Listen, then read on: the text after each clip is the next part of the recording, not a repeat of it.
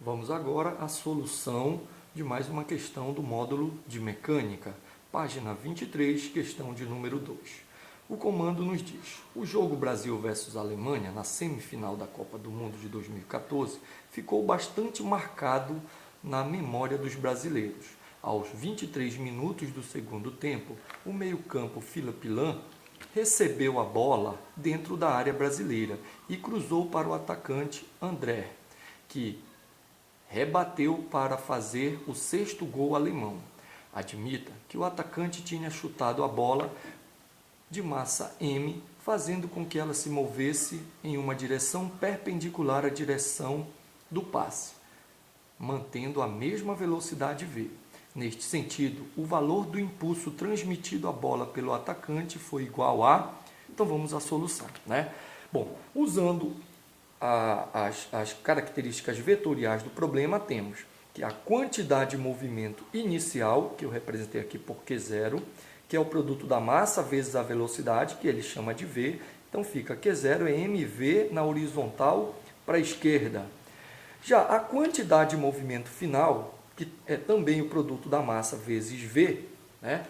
Só que nesse caso eu representei na vertical para cima, vai ser o produto da massa vezes a velocidade final, que também é V.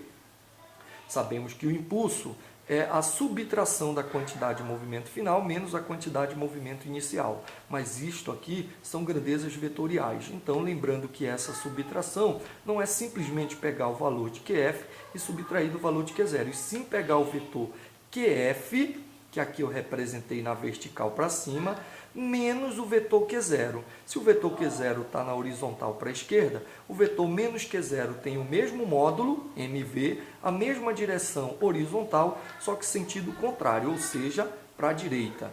Então, nós vamos ter o vetor QF na vertical para cima e o vetor menos Q0 na horizontal para a direita. O vetor impulso é a resultante desses dois vetores.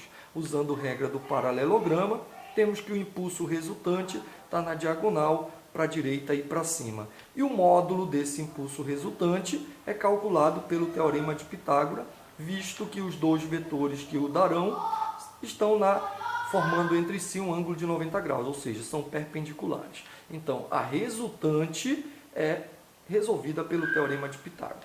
O impulso resultante vai ser quantidade de movimento final ao quadrado mais quantidade de movimento inicial ao quadrado.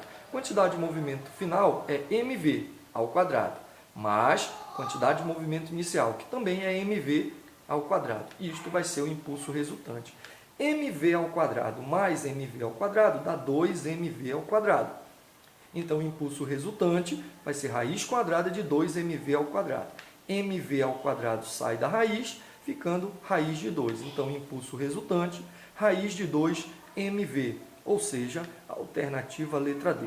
É importante lembrar que toda vez que tratamos de impulso, usando o teorema do impulso, que é a variação da quantidade de movimento, temos que lembrar que estamos tratando de grandezas vetoriais. Então, as operações a serem realizadas também são operações vetoriais. Deveremos levar em conta direção e sentido, e lembrando que esse impulso resultante é o vetor resultante da quantidade de movimento final menos a quantidade de movimento inicial.